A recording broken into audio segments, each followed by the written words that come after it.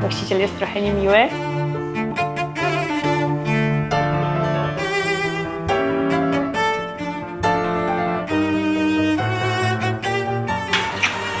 Grazie mille, ciao!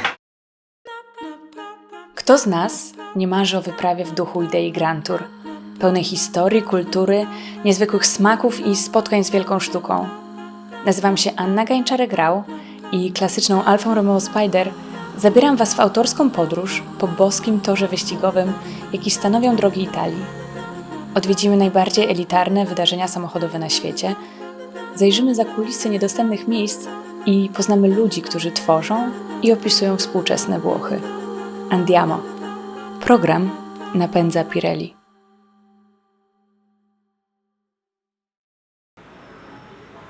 Po 14 dniach naszej podróży przez Włochy stało się.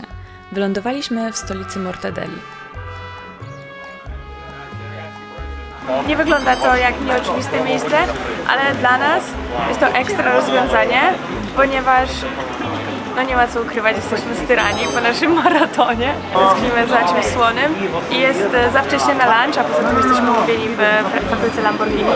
Także myślę, że to jest taki kompromis pomiędzy śniadaniem a lunchem, czyli tak zwany brunch i zjemy na niego kanapkę z mortadellą i z pistacjami. Szymon mnie nagrywa, ale patrzy dzielnie na numerek. Jeszcze 2 numery. Szybko idzie. Number 18. Thank you very much. Bye. Cheers. Cheers. Zamówiłam sobie dodatkowe cukinie chips. I pani nie była jakoś bardzo ortodoksyjna. Powiedziała, że mi może dołożyć, mimo że tego nie było w zestawie. Rzadko spotykana we Włoszech.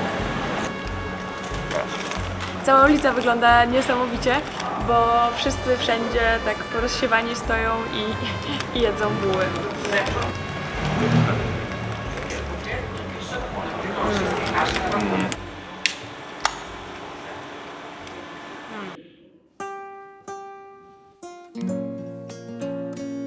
La dotta, la grassa, la rossa, czyli uczona, tłusta, czerwona. Taka jest właśnie Bolonia.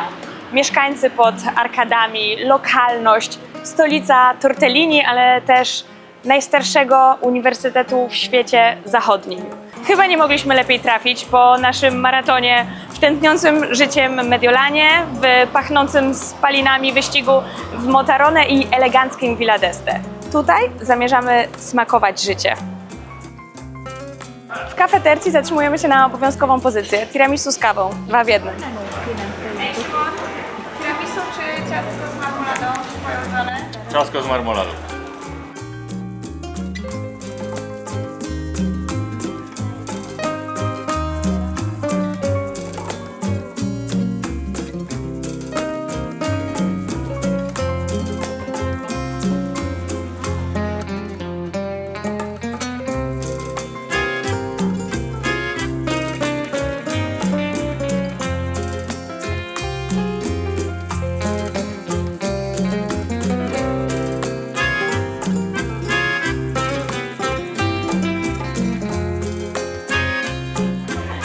Bolonia to świątynia tortellini. Jak głosi legenda, gospodarz knajpy w Bolonii wymyślił je, ponieważ był zapatrzony w pępek swojej kochanki.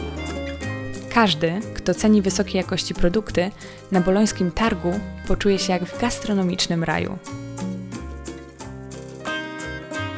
A tu mijamy Małą Wenecję, czyli odcinek kanału Aposa, który płynie wśród budynków. Na lokalnym Mercato dell'Erbe, działającym od 1910 roku, można spotkać przede wszystkim Bolończyków. Ale pachnie! Symbolem Bolonii są 2 wieże, Garisenda i Asinelli, zbudowane oczywiście przez rywalizujące ze sobą rody w XII wieku. Asinelli to ta wyższa, a Garisenda to ta mocno pochylona, o której wspominał nawet Dante w Boskiej Komedii.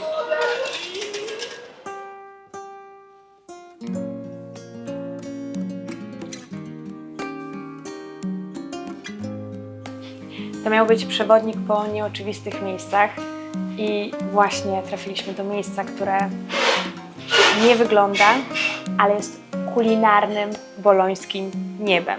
4,4 bo może właściciel jest trochę niemiły, to się ma bardzo rygorystyczne zasady, chociaż dzisiaj dla nas je nagiął i wpuścił nas trochę po lunchu spóźnionych i jedzenie jest tak dobre, że jestem w stanie mu wszystko wybaczyć.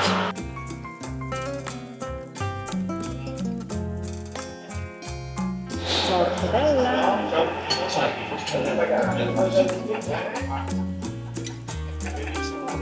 To jest najbardziej wycieńczający odcinek do tej pory. Serek haseł.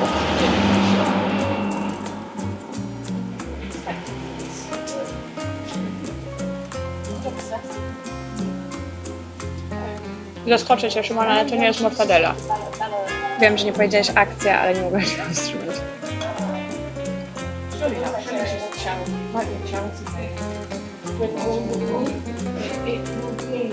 Było warto zjeść wszystkie potrawy, żeby zasłużyć ten burger.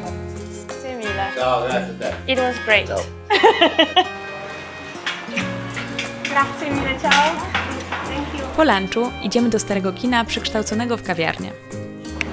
To już jest naprawdę takie lokalesowe i studenckie miejsce.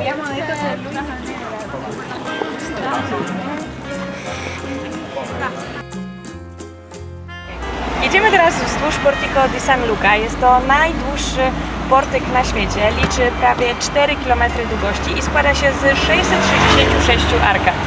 666 arkad tutaj jest. Jest.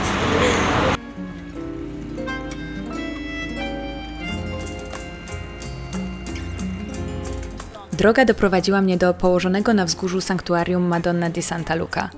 To kolejny symbol miasta, a na wzgórzu Colle della Guardia panuje błogi spokój.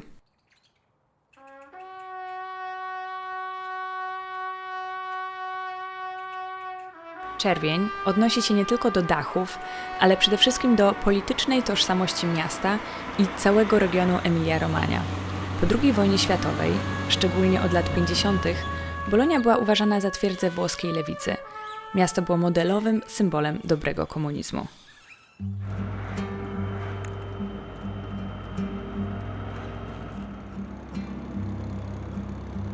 Komuniści, ale tacy z Rolexem na ręku. Nie zapominajmy, że region Emilia-Romagna to miejsce narodzin supercarów i hypercarów. Marka Lamborghini powstała w 1963 roku. Została założona przez włoskiego przedsiębiorcę Ferruccio Lamborghini, który na początku zajmował się produkcją traktorów, ale był ogromnym fanem motoryzacji, miał swoje Ferrari, jednak nie odpowiadało mu tam sprzęgło. Powiedział więc swojemu sąsiadowi Enzo Ferrari, że mógłby nad nim popracować. Ten jednak zbył go słowami: zostań przy tych swoich traktorach, więc Ferruccio stworzył własny samochód.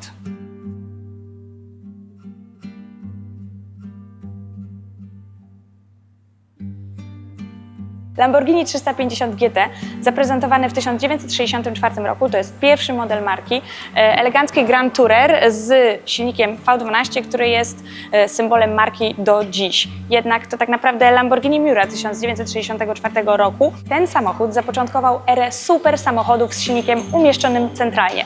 Samochód stał się ikoną nie tylko dzięki temu silnikowi, ale też dzięki niesamowitemu designowi Marcello Gandiniego. Dla mnie osobiście to jest samochód, który się po prostu kojarzy z Italian Job. W fabryce Lamborghini na jednej linii produkcyjnej powstają jednocześnie dwa modele – Revuelto i Temerario. Umożliwia to zaawansowana robotyzacja zakładu. Autonomiczne roboty poruszają się po hali, dostarczając części oraz karoserię na wyznaczone stanowiska.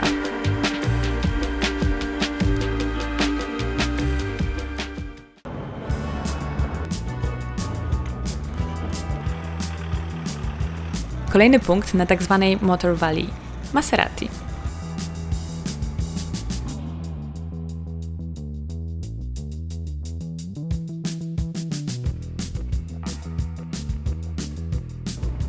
Następny przystanek – Maranello – serce Ferrari. To jest jedyne miasto w Polsce, to jest jedyne miasto we Włoszech, gdzie jest więcej Ferrari niż Pant. Tu koniecznie trzeba zobaczyć historyczną bramę do fabryki. Tu wszystko jest czerwone, więc na szczęście się wtapiamy z naszą Alfą. Żądnym wiedzy polecam zwiedzić Muzeum Marki.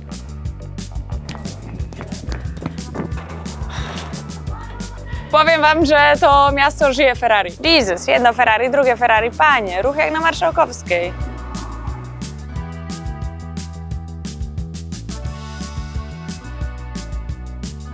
Teraz zostawiam Was z tym widokiem, a sama przenoszę się za kierownicę mojej Alfy z myślą, że jadę po drogach, na których niegdyś swoje auta testował sam Enzo Ferrari.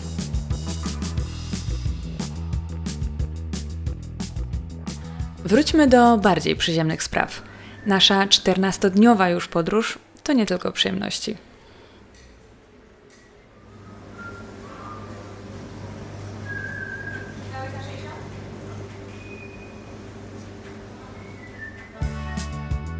Szykujemy się na kolejny odcinek.